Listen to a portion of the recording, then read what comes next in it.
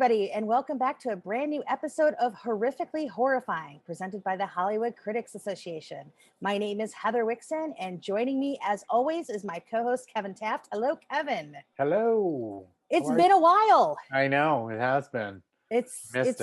I know, it's one of those things where I almost got lazy, but I was too busy to feel lazy. So, but we're back. We're back. Yes. Stronger than ever. Yes, and we have lots to talk about because it's all happening now for like real. Yeah, everything's open, wide open. Things are coming back out. Movie theaters are opening. It's very exciting. It is scary, but exciting. Yeah, I think we sort of determined John Krasinski was sort of our master of arms of reopening theaters nationwide this past weekend. Yeah. Even though we've had movies in theaters for the last few weekends. And more theaters are, getting back on track. But I think with the release of A Quiet Place 2, we saw, Mr. Krasinski sort of take over, because I know every single screening had him talking at the beginning, which is kind of amazing. Not mine. Really? And I saw it in the IMAX. Maybe they couldn't format his video for IMAX. Oh, maybe. Or something. That's what I'm thinking. But I had friends who saw it at Cinemark and AMC, and somebody who saw it at Regal, and all of them had a video. Oh, that's stinks. So it wasn't just a chain thing either, which is interesting.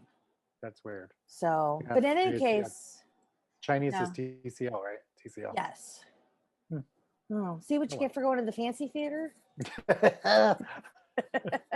So, there's a ton for us to talk about, which I guess we'll talk about A Quiet Place 2 in a minute. But we also have got a bunch of new trailers that have come out recently.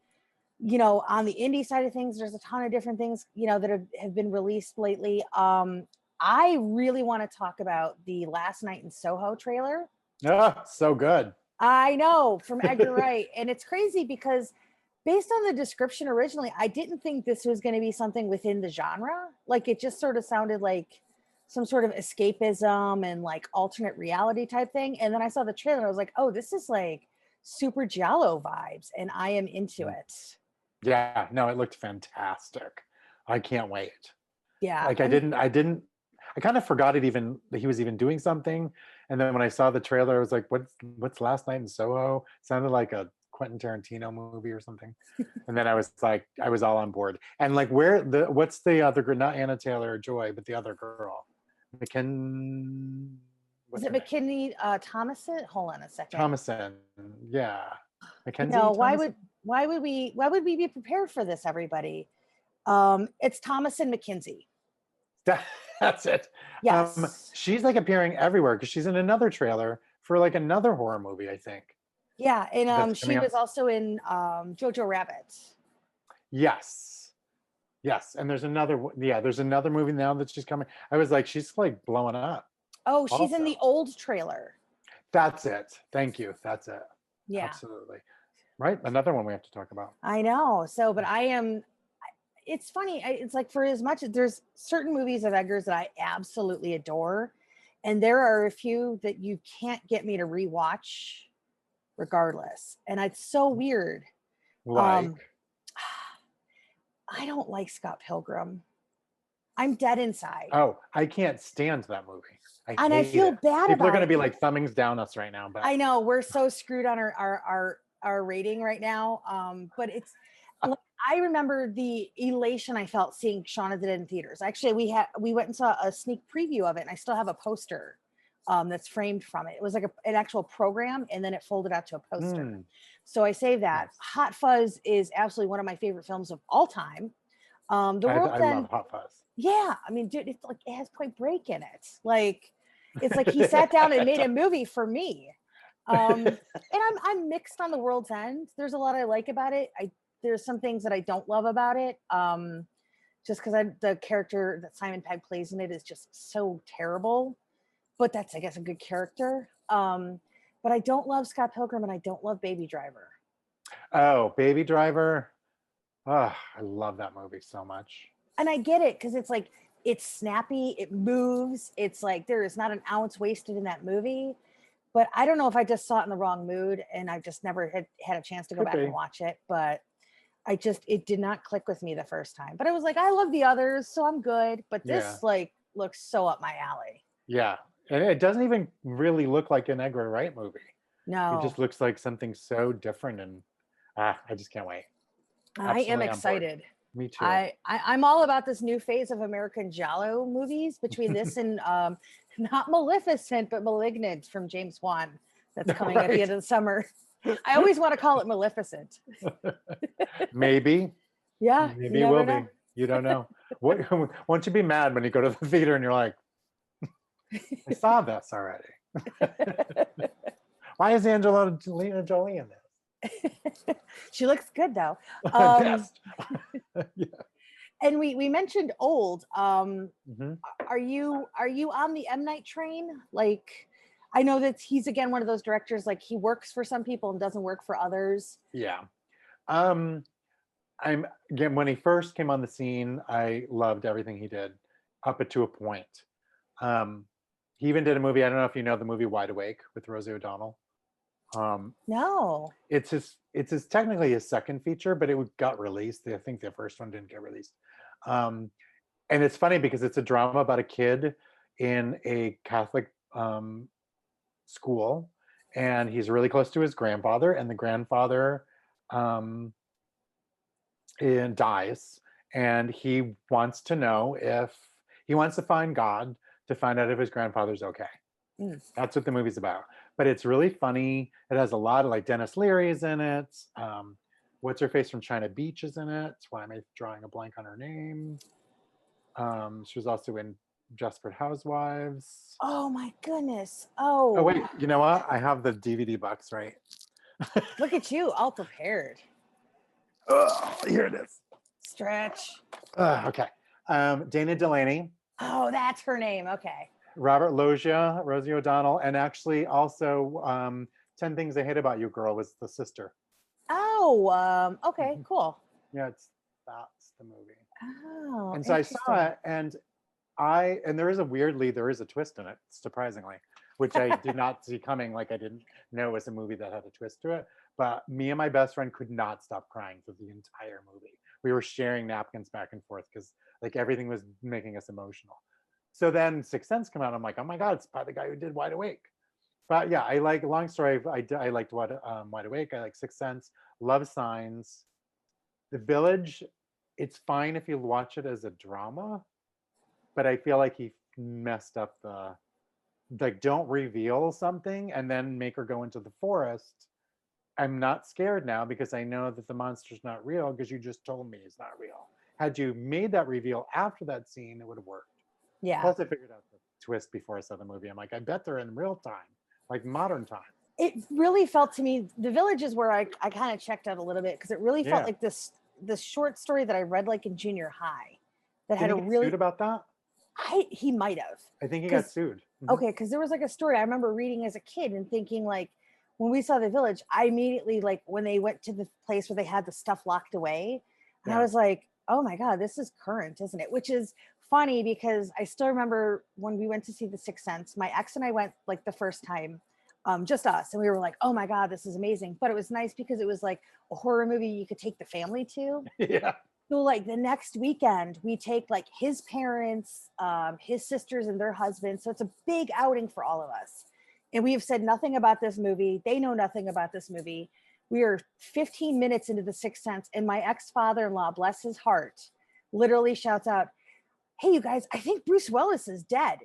Like he didn't know. He didn't know. And spoiler alert for Sixth Sense, everybody, but the movie is like almost 30 years old at this point. And you could literally feel the temperature change in the theater. And everybody starts grumbling. And I was like, oh my God, he just ruined this movie for like he didn't know it, but he just ruined the movie for everybody. So then when we get to the reveal, I remember the first time I saw it, there was like a huge gasp in the theater, zero response in our theater. And like the lights come, the movie's done, the lights come up, and I was just like, and everybody starts in our line to stand up. I was like, I'm not moving yet. I'm letting all these people get out of the theater first because they were like pissed. But he like just kind of forgot he was watching a movie in a theater and like totally ruined The Sixth Sense for like 40 other people that day. That's hilarious. Yeah, so we didn't go see a lot of movies with them after. I So will say that that was another one where, before it came out, all the reviews were saying like, there's a twist. And if you tell me there's a twist, I'm going to try to figure it out. So I did the same thing. I'm like, I bet one of them's dead. I just had offhand said it. But then watching the movie, I was like, they're not speaking to each other. They're framing this a certain way. So I had figured that one out. So I feel like I keep on figuring out his movies until The Visit I didn't figure out. yeah, that was a fun one, but it also I kind of loved it. reminded me of like an R.L. Stein story in a It way. did. Yeah. Like that with just like, oh, they're not your real grandparents, but you wouldn't Yeah. know because you've never met them. And I thought that was fun. Um, But yeah, I I hated like like, what's the one with the mermaids? To one's The Lady in terrible. the Water. Ugh, so dumb. And then I didn't see Airbender because I didn't care. Yeah, I wasn't too jazzed about that. And So honestly, Split, I had a lot of problems with Split. I'm not a big fan of the Split and Glass I didn't even see movies. Glass because I didn't like Split. Like Unbreakable is amazing. Yeah, That I was liked like that Unbreakable. totally blew me away. Split to me felt really reckless about mental health in a way that just I couldn't get past it. Hmm. And it made me really dislike the movie despite the good performances and Anya Taylor-Joy. Yeah. To the point where when Glass came out, I didn't care. I didn't cover it. I had no interest in it, which kind of bummed me out because you have like Sarah Paulson and like you actually got Bruce Willis to show up and pay attention for a few weeks. But I just couldn't go back to it. I Yeah, just I felt like didn't. it was so I, reckless. so you didn't see Glass? I didn't. Yeah, I haven't either. I keep on like when it's on HBO or something, I'm like, should I just watch it to finish it off? But yes, I Split felt like my biggest problem was that they made, and partly it's the advertising. It's like he has 27 or whatever personalities, and we meet seven of them. Yeah, Then just say he has seven. Like, if you're not going to do anything with that, then don't play with that. Don't make me excited about like, wow, that's going to be amazing. And that, like I'm imagining like a scene where he's going through all 27, and I just didn't care. And then everything also seemed to be exposition. It was yeah, constantly everything was being explained to me, and I was like, and then at the end, I rolled my eyes. I was like, seriously.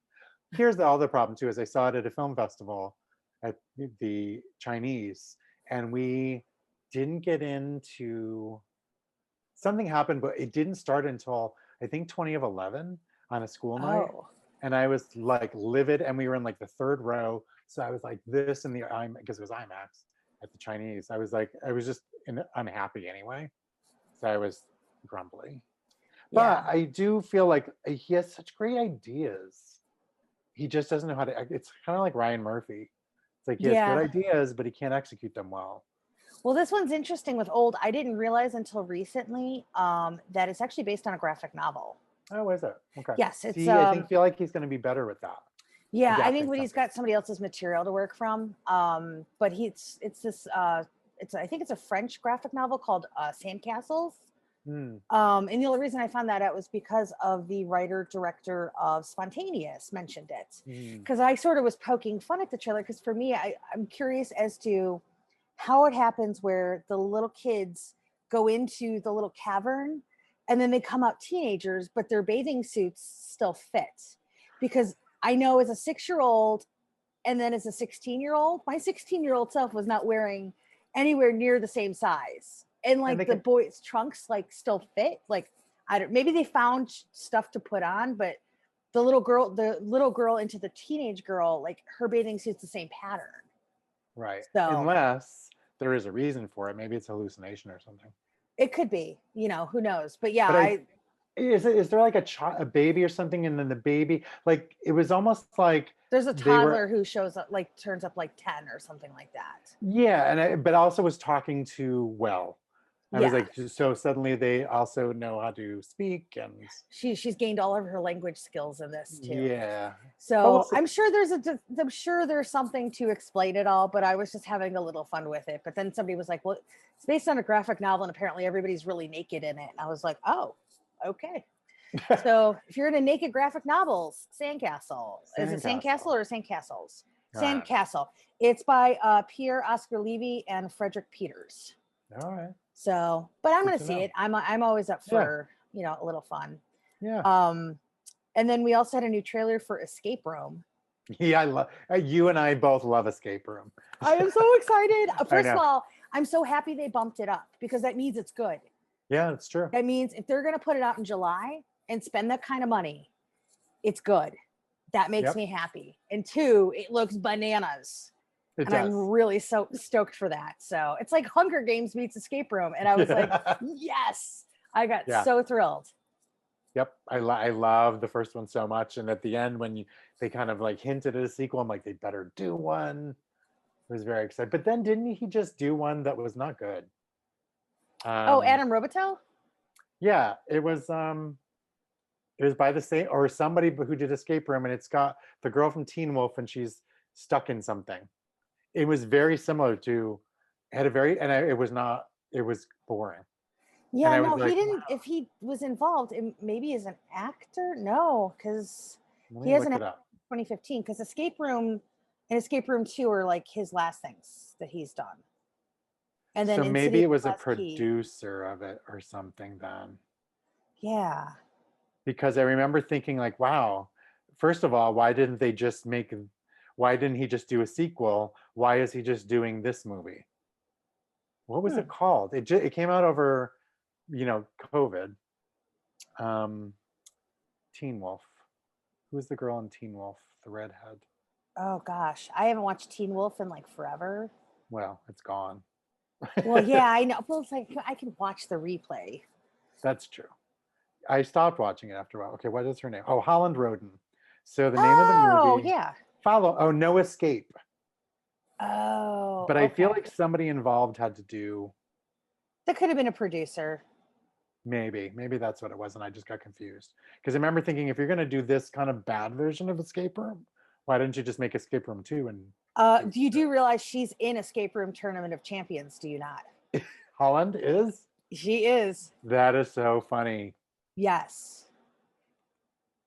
Wouldn't it be weird if they linked Follow No Escape? Because I think she's. Oh, you know what? Because No Escape used to be called Follow Me. Oh, right. No Escape, Follow Me. Exactly. Okay, so that's what it was. Okay. I'm looking at the director. Oh, yeah. The director of Follow Me / No Escape was the producer on Escape Room. Got it. Okay. I knew there Will was Wernick. Got it. I love IMDb. Right? It's always like when people come to me like on Twitter and they're like, oh, blah, blah, blah, this or that. And I'm just like, you're like Google and IMDb it right there. Like, don't make me do the labor for you sometimes. Like, I'm tired. But yeah, I'm super stoked for Escape Room. Yeah, me too. I think that might end up being the sleeper hit for the summer for horror. That would be good. Well, I think it's because like everybody, like there's certain expectations, with like Candyman, like I think that like everybody's primed for that already. And I think there is a certain subset of people who, because they'll go see all of the purges, they're already going to go see the new purge.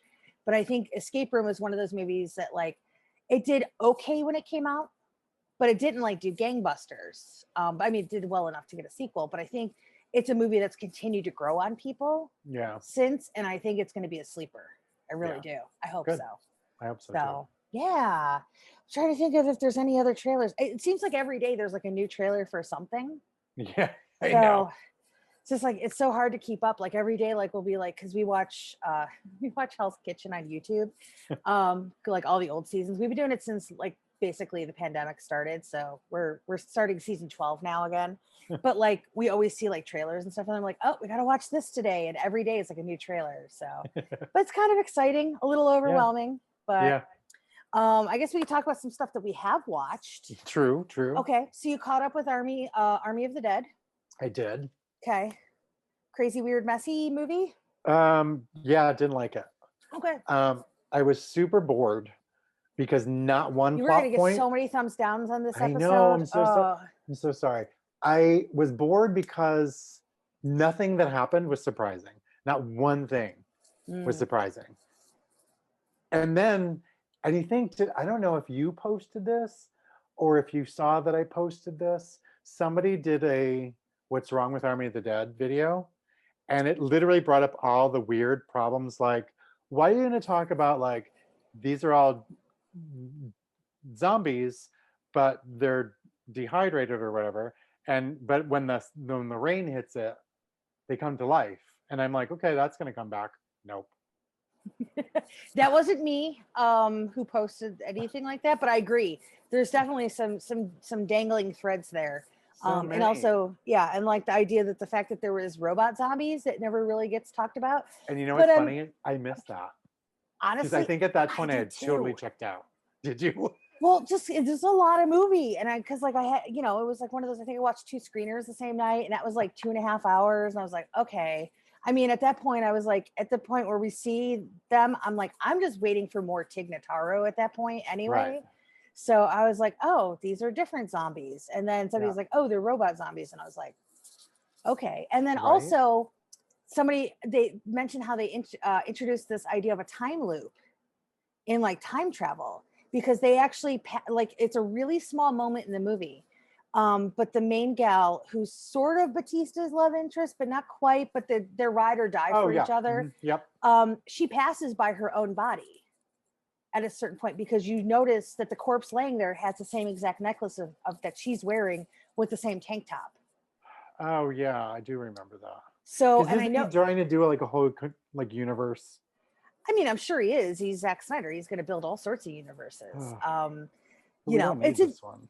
Yeah, I mean, I'll watch the prequel because sure, why not? And I thought it did some cool things that I've never seen with zombies before. Like I've never seen like organized structural zombies. Mad Max Beyond Thunderdome was zombies. Yeah, and the tiger was hella cool. I love Valentine. Like The I want tiger to. was fine. I want to. There I was a want to. horse too, right? Yeah, and a zombie horse. I want a stuffed zombie tiger. They missed the mark, not like putting those out. But yeah, it was weird in a lot of places. Like I didn't dislike it, but I didn't again love it. Yeah. But I can appreciate the ambition because I guess that's the one thing with like Zack Snyder is like the dude lays it all out there. Like, you know, I think he's a guy who has a lot of swagger to him, but I don't get a sense of ego in his work. I think he just loves his characters so much that he doesn't know when to pull back from them. And you just get too much. I agreed. There's too much. Yeah, he needs to learn how to edit his babies out. But Yeah. like even in this one though, like there was not one aspect. Like I didn't find the characters interesting. They all seem like characters I've seen before. I loved Tig though, and I loved Dieter and Vanderho when they were teaming up because they were like Lethal Weapon.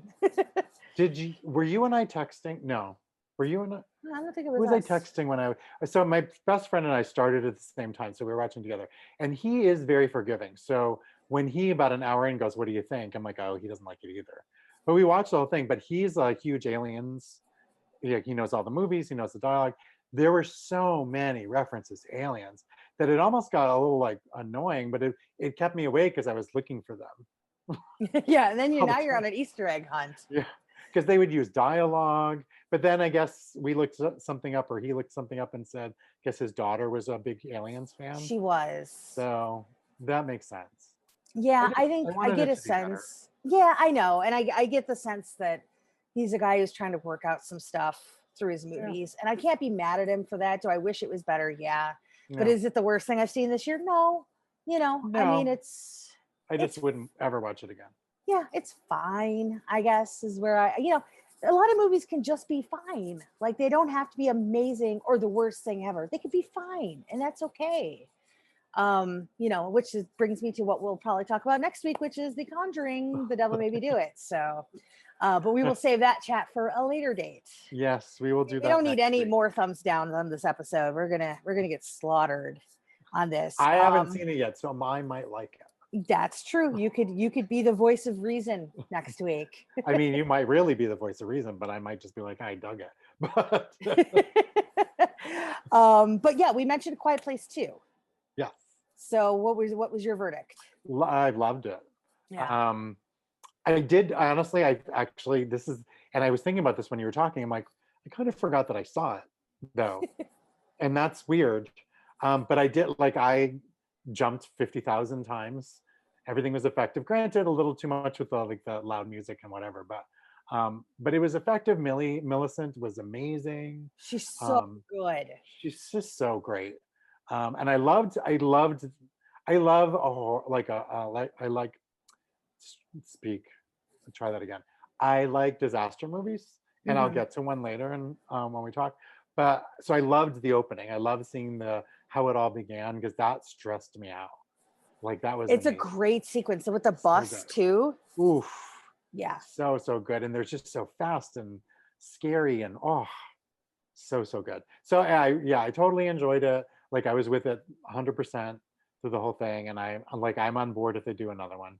Yeah. I think my only nitpicky issue with it is that you bring in somebody like Jaimin Hunsu, who is a fantastic, brilliant actor, and you can't come up with a character name for him. Right. He's literally credited Man on Island. Like that's it. Like it's even in the press notes, it's on IMDb. And I'm just like, what? Like you Yeah. couldn't call him like Steve or just a name. And I get it because like there's a lot of ambiguity to the survivors, especially some of the not so great ones that they run across. Surprise, it's a survival movie, there's going to be bad humans. Yeah. I don't think that's a spoiler. And so they're all very generically named.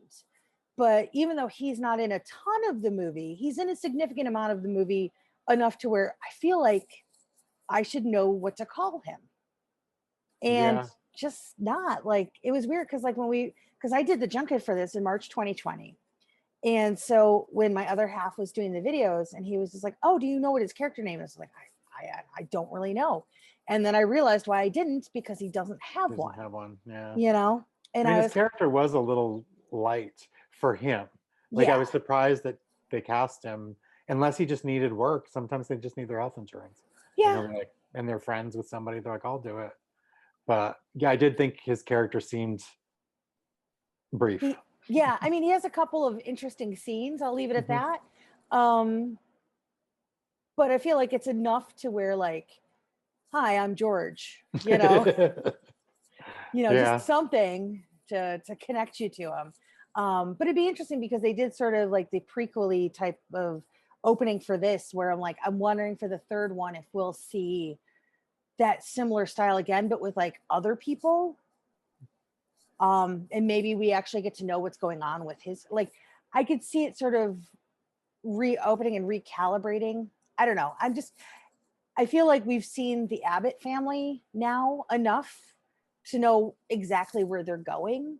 I don't feel like there's a yeah, lot of mysteries there, but I would be curious to do this again and see other survivors yeah. and eventually maybe tie it into like Millicent's character or something like that. I just don't know what they're going to do about that baby from like here on out. It's like, how do you stop a I little know, tiny baby from like goo goo guying and all this kind of stuff? right? Unless somehow the aliens get totally eradicated, but who knows? Right. I was wondering about that too. And there's still, well, I don't want to say anything for people who haven't seen it, but I think I had an idea of what they could do with the third one. But you're kind of right. There's not much to do with that family, so they would have to spread out to something else. I mean, I guess in a post-apocalyptic world, like if you muzzle your baby, I guess it's okay. Like there's nobody there to tell you no. Right. Muzzle Keep on your giving it children. oxygen. Yeah, as long as it has oxygen, it should be fine. There was one point where I was like, maybe it's actually going to die because they're like, oh, we didn't think there'd be a sequel. Now we have to carry this thing around. I do feel like having a baby in this world was probably not the best idea, though. No, no. I feel like I would have waited until I knew what was going on with the aliens. Perhaps maybe they'll die off because of whatever in the future. I just don't feel like this was probably the right idea. Maybe they should have like built like somewhere to stay underground, Yeah, like go to mines or something like that, where they can like close it off and kind of conceal the sound, yeah, kind of like the basement sort of did. But I yeah, don't know. yeah. Yeah. Anyway, maybe babies aren't the best idea. So what else have you seen? What else have I seen? Horror related. I saw, this isn't quite horror, but it's disastery. So Okay. I'll just mention it because I liked it. Um, I think it's um, Swedish. I think it's Swedish. Okay. The Unthinkable. Okay. which is by the same people who did The Wave and the Quake Oh, a and I few years love ago. those. Yes. Yeah, so it's the same people. It's not connected to the other two, which I actually haven't seen the other two. I have to go back and watch them. But this one was. It's funny because the trailer doesn't tell you what is attacking them. They Mm, just keep on looking up. So whether you're pleased by what it is or disappointed by what it is, I will leave that to the viewer because I literally was like waiting. I'm like, what is it? What is it? What is it? They kind of hint at it, and you kind of know early on. But what was great about it is that the cinematography is gorgeous. This character development is like there's so much of it, and not in a bad way, that you really care for the people. mm, And nothing really big happens until about 55 minutes in. It's okay. about 2 hours and 20 minutes, I think it is, or 2 hours and 9 minutes or something like that. But the first like big action kind of like, oh holy crap scene is on a bridge, and it was like me gasping like 50 times in one scene. I was like it was really really good. It just yeah, it's a good, I mean, yeah, you have to read subtitles, so if you're okay with that. And again, it's not horror really, but it's disastery, so that's, It's what I call genre adjacent. yeah, it's genre adjacent. But it was so, Yes. and the score is gorgeous. Interesting. Like I had to find it on iTunes because it was under the original title, like Den Nos. I don't know what it was called, but I found Interesting. it, thank God. But yeah, that was really really good. Oh man, I don't know how I missed that coming out. It just came out. It's on VOD right now, Okay. and I think it was in the theater maybe 2 weeks ago. Oh, interesting. Yeah. Yeah, the Quake and the Quake really shook me up, if you will. Oh. But the Wave, like that's I actually have nightmares about like I think it's because now I live in a coastal city. So I used to be in Chicago. I'm in the middle. Everything's fine there. Everything happens in either New York or LA. You know, now I'm over here, and I actually very regularly I have nightmares about like tsunamis hitting and like literally like the entire like Los Angeles being underwater and being stuck in like a 30-story high skyscraper where like and I'm at like the top levels and like 3 levels down it's like water. And I have like those nightmares. So the Wave, like I think that's why like The Day After Tomorrow freaked me out when I first saw it. Mm. Because it was like all that water and then it was like, oh, and then we're gonna freeze everything. So those two movies, if you guys have never seen The Wave or The Quake, I highly recommend them. They are so damn good. And I was thinking like after The Wave, I was like, well, how can you top it? And then The Quake came along, and that scene when like you're just watching everything happening, I was like, oh my God. Because now I live in LA and of course everything here quakes. And apparently I've learned that I'm terrible in an earthquake situation. Oh, Yeah, I'm not very good. And so I was like, oh, these people have ruined me with just 2 movies. So they've tapped into like really like my worst fears. So that's I'm great to going to hear that they did it again. psychoanalyze you though right now, because Okay. I feel like if you're stuck on the top floors and there's water underneath you, Mm-hmm. and it's giving you anxiety, Mm-hmm. you're struggling to keep your head above water in your real That's knowing my life, that is very astute. That is right on the money. That is me in a nutshell. Just thought I'd share. I don't know if So it's accurate, but I it sounds accurate to me. So that works. what about That you? works. What have you watched? So speaking of unsettling, it's not genre per se, but it is from George Romero. I just watched a few days ago The Amusement Park, Mm-hmm. which is only about 56 minutes. And it's sort of this documentary project about how we treat elderly people. And it is absolutely unsettling and unnerving and saddening and horrifying. Um, it's funny because if I would have seen this 20 years ago, I don't think it would have hit me the same ways it's hitting me now, where I'm like 20 years removed from where these people are in the movie. Because like one lady's like, oh, I'm 63, and one I'm 61. And I was like, oh Jesus, okay, great. um and it's really interesting because this was a movie that had been lost. and they just sort of figured it was gone. And then they found elements of it and spent a long time like putting this back together, because you can really see George's social mindedness in this movie Hmm. and how that would carry throughout like the rest of the things that he would do in his directorial career. Um, and again, it was one of these things where like it's like weird and trippy, very 60s ish, but like I was completely unnerved during certain parts of it. And it's like, it's weird how this like weird little industrial movie from the 60s can be so relevant still. Yeah. But it hits Shutter later this week, and it's a really quick watch. I love documentaries and I love projects like this. So this kind of stuff really um, revs my hinges, if you will. Hmm. So I was very excited to check it out. And it's a really interesting study, and I don't want to get old, and I'm getting old, and I don't like that. Yeah, I don't like it either. So, but I do recommend people checking it out. I think it stuff like this I think is good for a conversation. Maybe Yeah, make them youngins be nicer to us old people. that's right. Damn kids on my lawn. So yeah, so that was something I watched. I also watched this comedy, again, because I sort of love like sort of I don't know, cinema verite is like the right term, but it's like, and mockumentary is not really the right term either because it's not really poking fun. But I watched this like Vice style documentary called 15 Things You Didn't Know About Bigfoot. Number one will surprise you because that's like everybody's, clickbait headlines.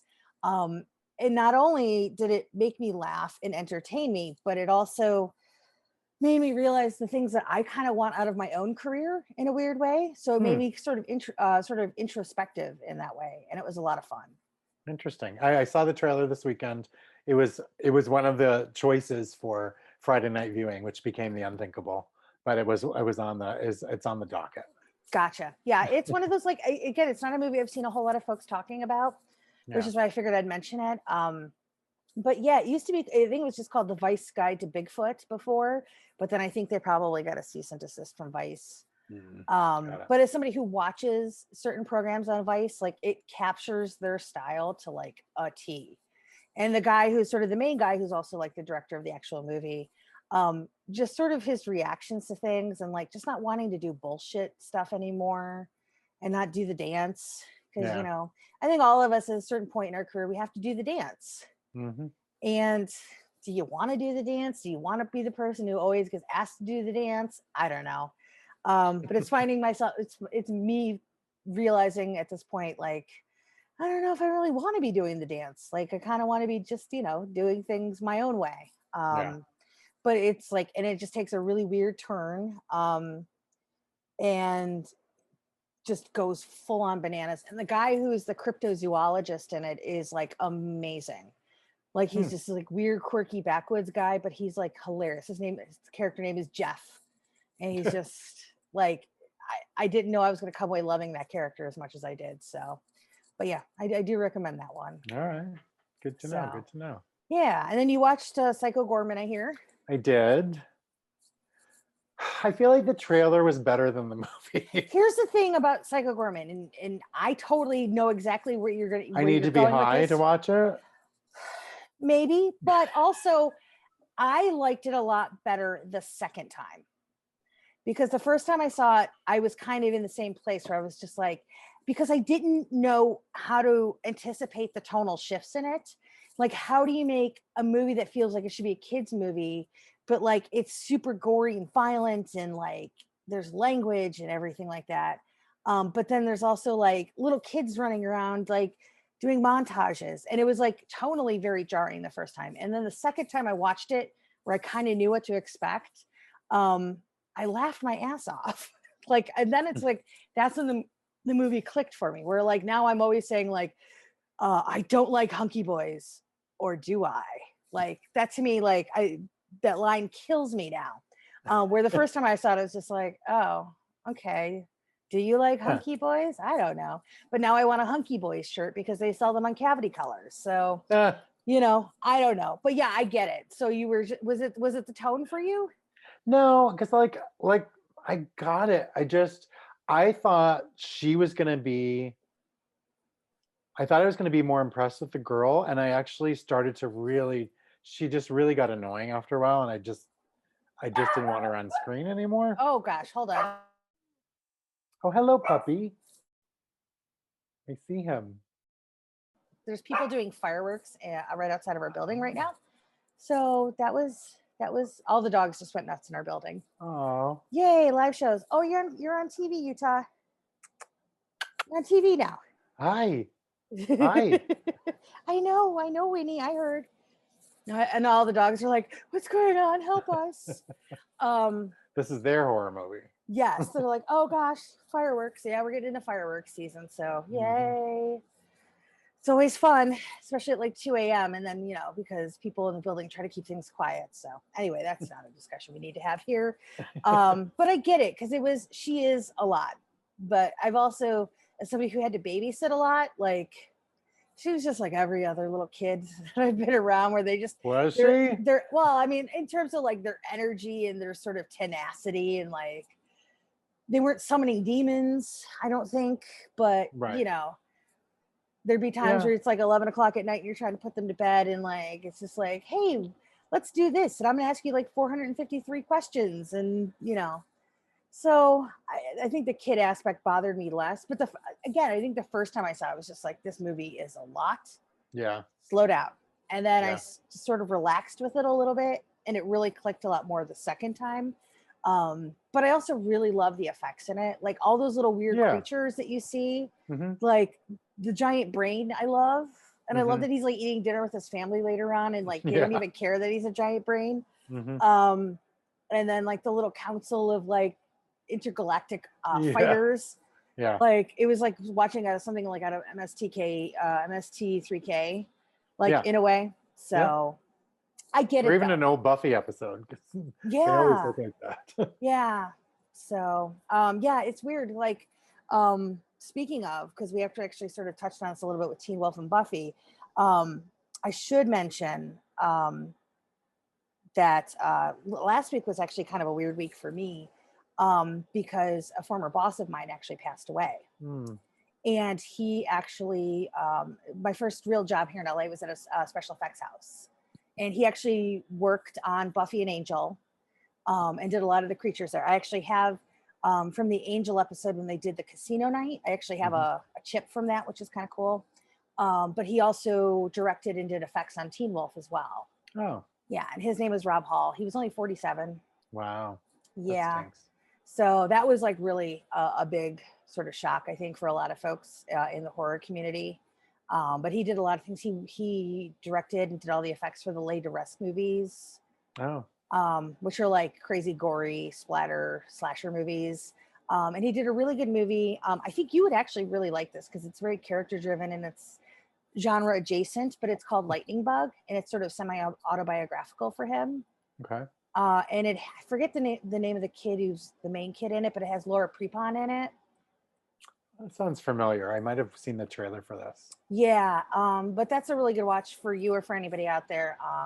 Because he like grew up in Alabama, a million miles away from Hollywood, and then basically came out here with $80 in his pocket and made a career for himself. And it was strange because like he wasn't always the best person, but I'm still grateful for all the stuff that I got to do.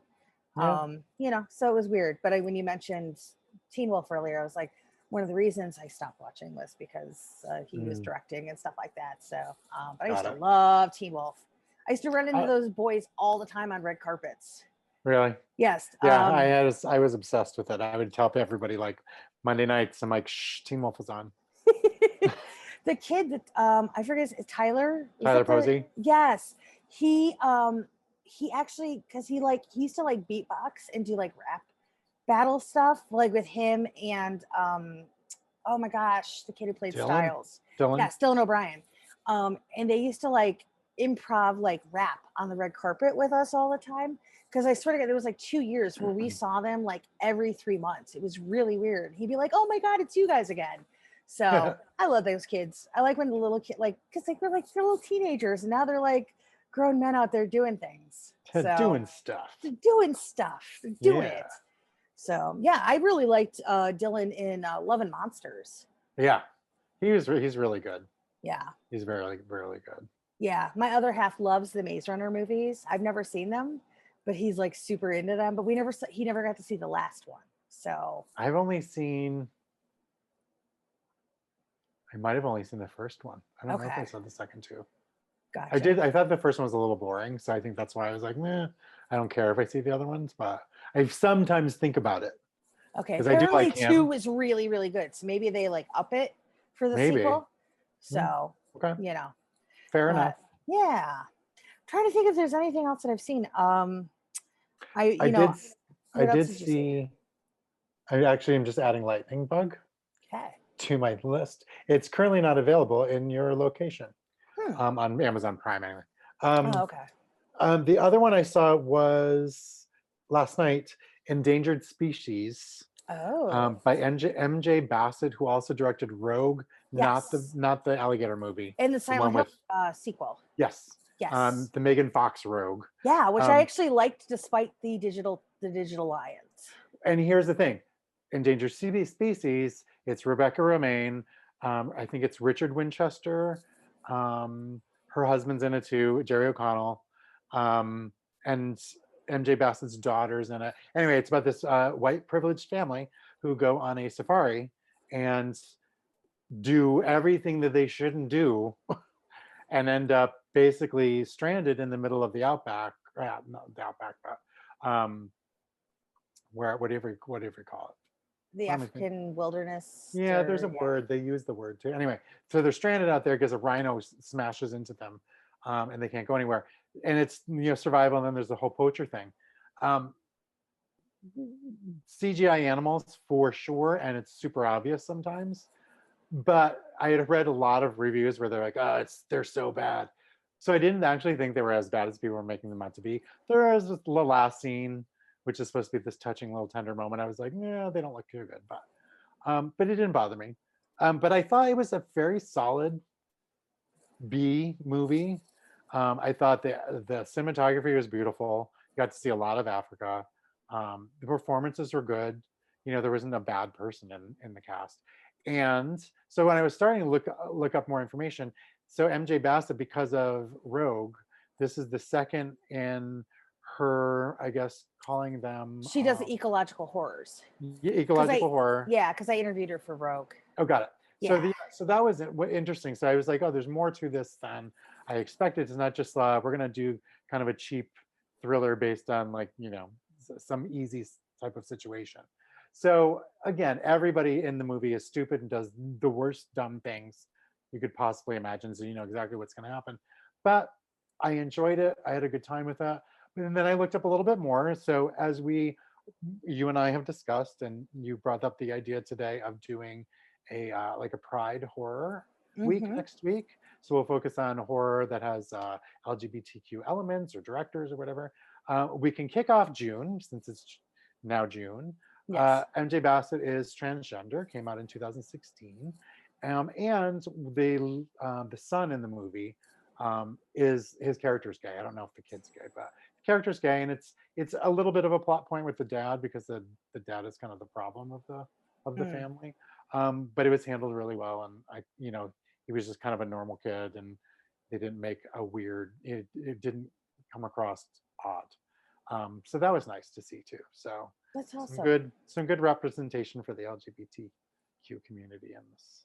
Oh, great. Yeah, when I interviewed her, because she lives in London, and she wrote Rogue with her daughter, which is pretty cool that This her one daughter too. was, yeah. Oh, okay, cool. Mhm. And then I realized she had talked about like how she had been filming a lot in South Africa and then would go out, set out from there in different environments and things like that. And when she was seeing all these horrible things that were happening to the natural wildlife out there, that's when she became inspired to like start doing these types of films to sort of bring awareness to these issues, which I was like, that's so cool. Like that to me, like we talked about Romero with the amusement park, like that in a way is sort of like carrying on a legacy of somebody like George Romero in a very different way. Like who, George was always confronting so many different issues through his, Dead series, through Martin, things like that.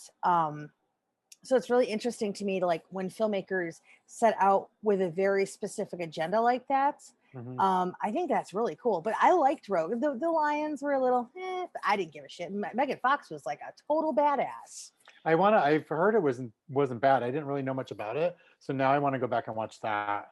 What's interesting that you bring what was interesting to me about this one is that you knew what the not agenda, but you knew what the kind of the point she was going to try to make.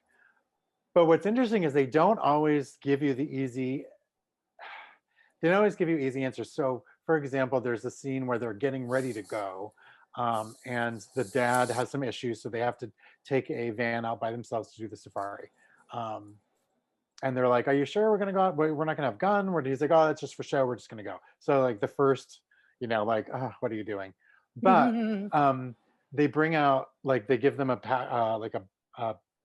package of plastic water, but water in plastic bottles. And of course, the daughter's like, no, we have enough. And she gives some statistics about, the water industry is really about plastic. So they bring out this whole case of glass bottles of water. So they're going to take that. So they give the plastic ones back. And I was like, oh, that interesting. Made a little point there. Didn't ever thought about that before. I mean, I did and I didn't. Wasn't thinking about it.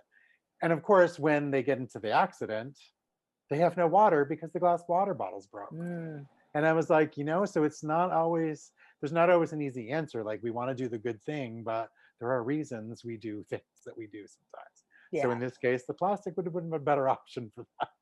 Yeah, it's funny actually because we stopped using plastic bottles last year, like when the pandemic started. Because one, it was just like you couldn't get bottled water anywhere. We have terrible water in our building, so I think all the pipes are so old. So regardless, even when we run it through like our Brita filter, it's still orange some of the times. Ooh. Yeah, so it's like I barely like giving it to our dogs. So sometimes I'll like filter twice just to, But anyway, so we actually started having water delivered, and we basically only use reusable bottles now. Right. Which is nice because I figured out we probably saved over 1,000 bottles in the last year. Yeah. From not I having don't to do that usually anymore. use plastic either.